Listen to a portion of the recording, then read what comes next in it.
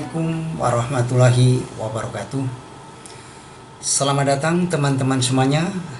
Semoga teman-teman dalam keadaan sehat walafiat. Perkenalkan, nama saya Tasir Hidayat dengan nomor induk mahasiswa 04 890 5515. Mahasiswa UT Fakultas Ilmu Hukum Sosial dan Politik, Program Studi Administrasi Negara.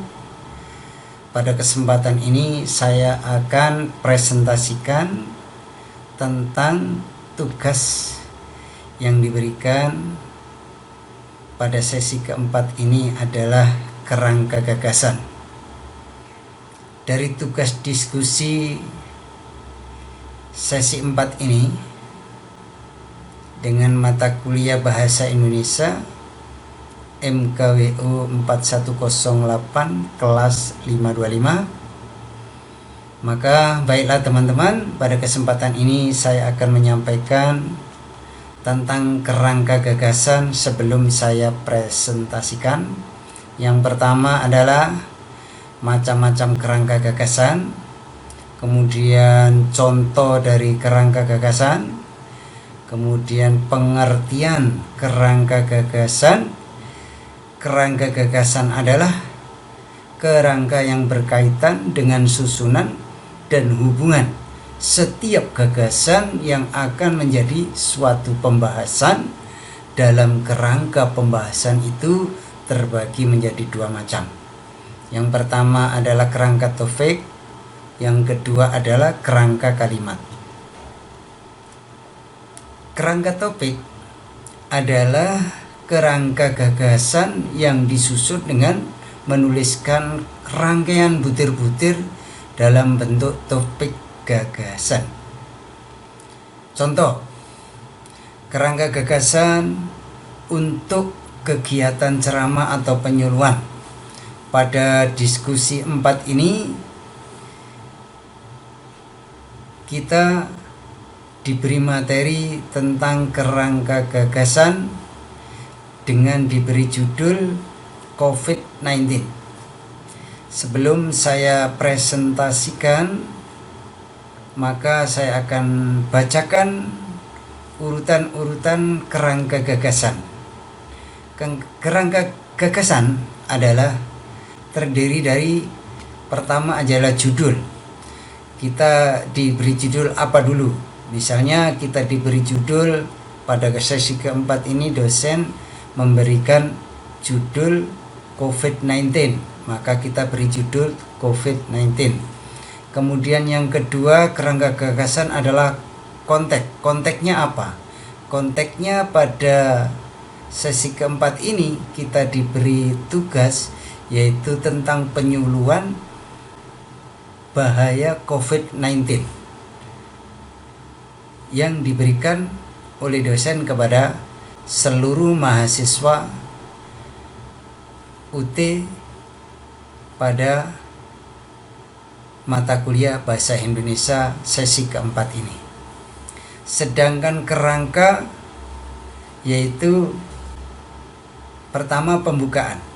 Pembukaan sendiri terdiri dari salam pembuka dan sapaan kehormatan. Kemudian setelah itu menerangkan tentang COVID-19. Kemudian yang ketiga, penyebab adanya COVID. Yang keempat, gejala orang yang menderita COVID. Yang kelima, pencegahan COVID. Yang keenam, etika perilaku masyarakat selama pandemi. Yang ketujuh, penutup. Maka baiklah teman-teman dimanapun Anda berada, sekarang saya akan presentasikan kerangka gagasan saya pada kali ini dengan judul COVID-19. Assalamualaikum warahmatullahi wabarakatuh. Salam hormat kepada ibu, Neneng Nurjana selaku dosen pembimbing mata kuliah Bahasa Indonesia. Tidak lupa yang saya cintai, yang saya banggakan, teman-teman mahasiswa dimanapun Anda berada. Pertama-tama marilah kita bersyukur kehadirat Allah SWT, Tuhan yang Maha Esa. Atas izin dan nikmatnya kita masih diberikan kesehatan dan kesempatan sehingga kita bisa berjumpa pada materi diskusi sesi keempat ini. Kita diberikan tugas oleh dosen untuk membuat kerangka gagasan sesuai yang tercantum di dalam modul 4 halaman 433 sampai 4.35, yaitu isinya tentang kerangka gagasan yang diberi judul pada materi sesi keempat ini adalah COVID-19. Untuk itu saya akan presentasikan dalam bentuk video. Untuk itu mari kita simak bersama presentasi sebagai berikut. Akhir-akhir ini marak sekali diperbincangkan dengan hadirnya virus COVID-19 adalah penyakit menular yang disebabkan oleh virus sindrom pernapasan akut coronavirus. Kasus yang pertama yang diidentifikasikan di Wuhan, Cina pada Desember 2019. Penyakit ini dengan cepat menyebar di seluruh dunia dan mengakibatkan pandemi yaitu COVID-19. Sampai saat ini belum diketahui penyebab dari virus corona, tetapi diketahui virus ini disebarkan oleh hewan dan mampu menjangkit satu spesies ke spesies lainnya termasuk manusia. Untuk orang yang terjangkit virus ini memiliki gejala ringan seperti demam, batuk, dan kesulitan bernapas. Ada beberapa langkah untuk mencegah supaya tidak terjangkit COVID-19. Yang pertama, cuci tangan dengan sabun dan air atau sterilkan tangan dengan alkohol sebelum memakai masker. Yang kedua, tetap di rumah, hindari bepergian ke tempat umum atau keramaian. Pastikan hidung, mulut, dan dagu tertutup sepenuhnya, tidak boleh ada celah di bagian tepi masker wajah. Yang keempat, jangan pernah berbagi masker wajah dengan siapapun. Yang kelima, terapkan etika batuk atau bersin dengan menutup mulut, dan hidung jangan meludah sembarangan. Yang keenam, bersihkan benda yang sering kita sentuh. Yang ketujuh, menggunakan masker jika Anda sakit dan segera ke fasilitas kesehatan terdekat. Yang kedelapan, cuci tangan dengan sabun.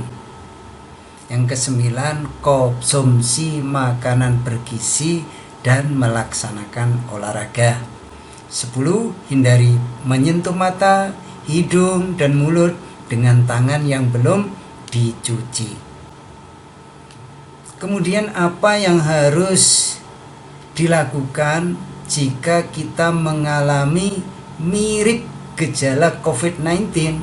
Maka yang pertama, kita hubungi nomor layanan kendal tanggap COVID-19 di nomor 0294 38 1159. Kemudian yang kedua, menggunakan masker dan ganti secara berkala. Yang ketiga, batasi kontak dengan orang lain dan tetap tinggal di rumah. Demikian informasi seputar COVID-19 yang bisa saya sampaikan. Semoga informasi yang saya sampaikan ini bisa bermanfaat bagi kita semua. Mohon maaf yang sebesar-besarnya atas segala kekurangan. Wabillahi taufiq wal hidayah. Wassalamualaikum warahmatullahi wabarakatuh.